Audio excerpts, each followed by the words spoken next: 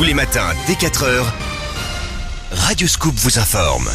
La vie associative et culturelle est très présente en Auvergne. Chaque jour, Radio Scoop donne la parole à tous ceux qui font vivre l'Auvergne. Radio Scoop, les scoops de l'Auvergne. Bonjour à tous, bienvenue dans les scoops de l'Auvergne. Aujourd'hui, nous recevons Samir El Bakali, directeur de l'association Nature Auvergne.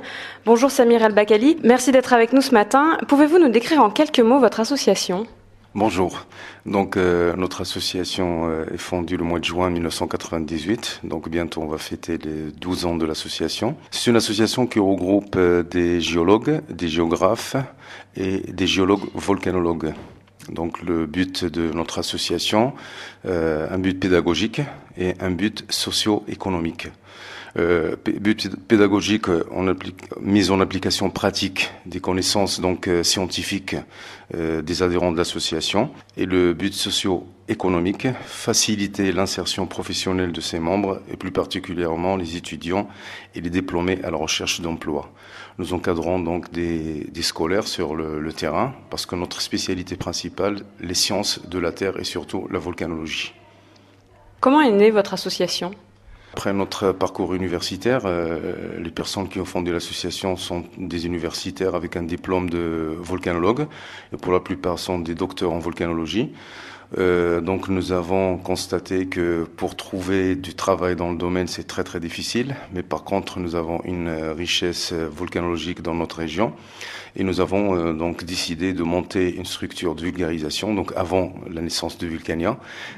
Donc cette structure de vulgarisation scientifique qui va permettre aux Auvergnats et aux Français, parce que nous encadrons pas mal de scolaires qui viennent de partout de la France, de découvrir la richesse volcanologique de notre région, et ça va nous permettre aussi, nous et les adhérents de l'association, d'avoir une expérience dans le domaine de la vulgarisation.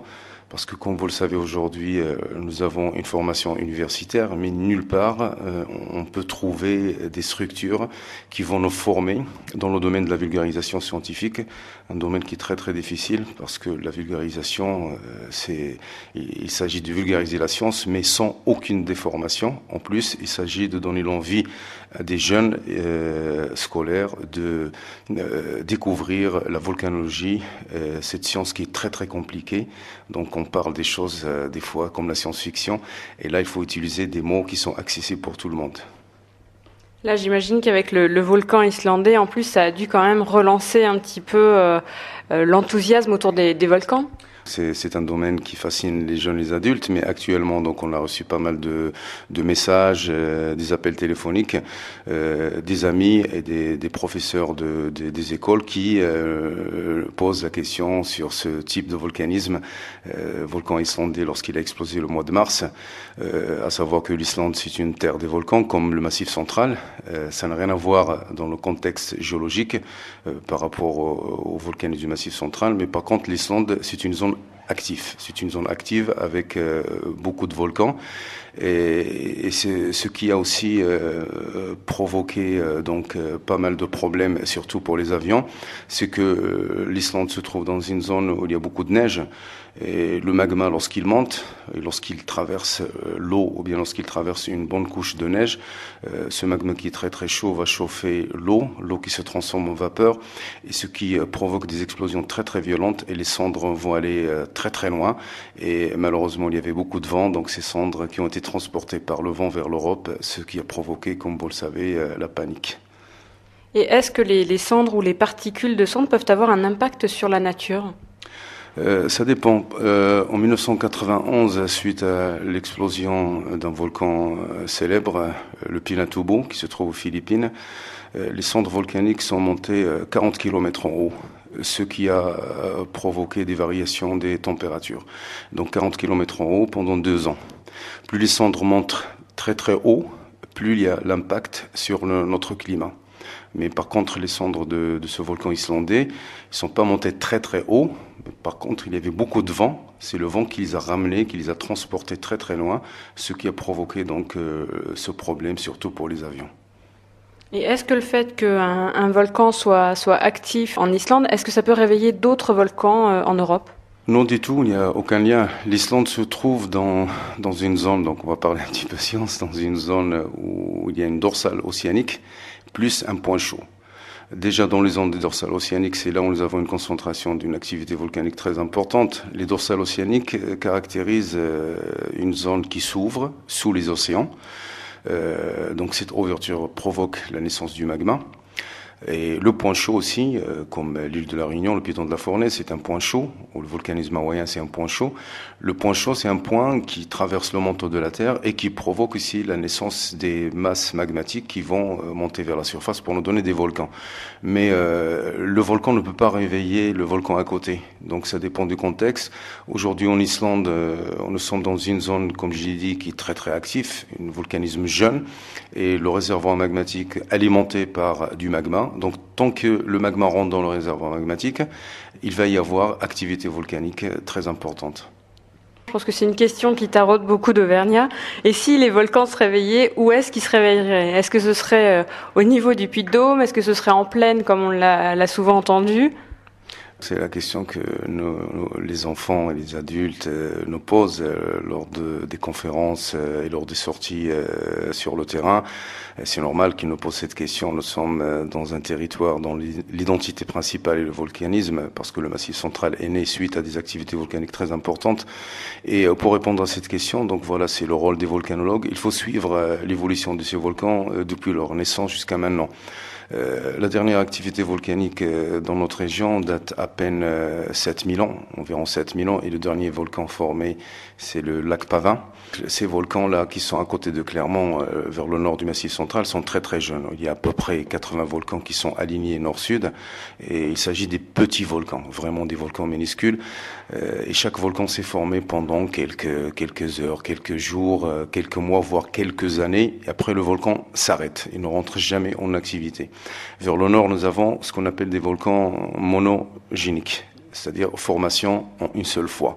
La période d'activité est très très courte. Après, le volcan s'arrête et il y a un autre qui va naître, etc. Mais c'est normal. Est-ce qu'on doit dire que c'est fini?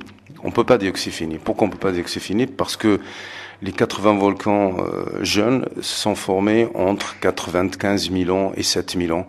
Et il y avait des périodes d'activité suivies par des périodes de repos. Activité, repos, activité, repos. Donc nous avons essayé de calculer donc ces périodes d'activité et des périodes de repos. Il y avait une période de repos qui a duré à peu près 15 000 ans, aucune activité volcanique. Comme je l'ai dit, la dernière activité date à peine 7 000 ans. Est-ce qu'on a le droit de dire que c'est fini? On n'a pas le droit. La seule chose qu'on peut dire, c'est que s'il y a un jour, et c'est le rêve de plusieurs volcanologues auvergnats, et c'est notre rêve à nous, si un jour il y a une activité volcanique, aucun volcan ne va rentrer en activité. Mais ça va être la naissance d'un autre volcan, quelque part entre deux volcans, côté Clermont, pourquoi pas vers le lac Pavin. Donc aujourd'hui, il n'y a aucune activité volcanique. Aujourd'hui, on est capable, avec les méthodes qu'on utilise à côté des zones volcaniques et les mesures qu'on peut prendre à côté des zones volcaniques, on est capable de détecter où se trouvent les réservoirs magmatiques. Et avant la montée du magma, on est capable de dire attention, il va y avoir une activité volcanique parce que nous avons enregistré certaines modifications en lien avec la montée du magma. Et comme vous le savez, donc je reviens parce qu'on parle beaucoup de l'Islande, nous ici dans le Massif central, nous avons enregistré l'explosion la plus violente, très très violente, vers les monts d'Or, il y a à peu près 2,5 millions d'années. Explosion qui nous a donné un grand cratère qui est toujours là, où se trouve aujourd'hui la ville de la Bourboule et la ville des monts d'Or. Et autre chose, c'est que même les Auvergnats, des fois, lorsqu'on leur dit, ils nous disent, ah bon, on croyait qu'il n'y avait rien du tout. C'est que le centre est là maintenant, aujourd'hui, nous, au siège de votre Radio Scoop, nous sommes dans un volcan. Nous sommes dans un volcan qui commence à partir de la cathédrale. Lorsqu'on est à la cathédrale de la ville, on est à l'extérieur. Et lorsqu'on vient vers la radio ou bien vers Centre-Jaude, on descend. On remarque qu'on descend. On descend dans le volcan et on peut rester 1 kilomètre. Et vers Chamalières, on sort du volcan. Ce volcan qu'on appelle mare, comme le lac Pavin. Les mares sont des volcans nés suite à un mélange entre l'eau et le magma, avec des explosions très très profondes et violentes, ce qui provoque l'effondrement de la partie centrale et la naissance d'un grand cratère. Dans ce cratère, des fois, il y a un lac qui s'installe. Donc le mar de Jaude, c'était le cas. Et après, donc, comme chaque objet, il y a une période de vie et il y a la fin. Le lac est comblé par des sédiments. Après, la végétation s'est installée. L'Auvergnat a remarqué que la zone est fertile, il s'est installé, mais il n'a pas posé la question est-ce qu'il s'installe dans un volcan? Alors que là, on habite, on mange, on vit dans un grand volcan, le volcan de Jotte. Voilà, mais ce volcan, comme je l'ai dit, c'est un volcan monogénique. Jamais il va rentrer en activité. Donc il n'y a aucun risque à avoir. Ça va, ça rassure.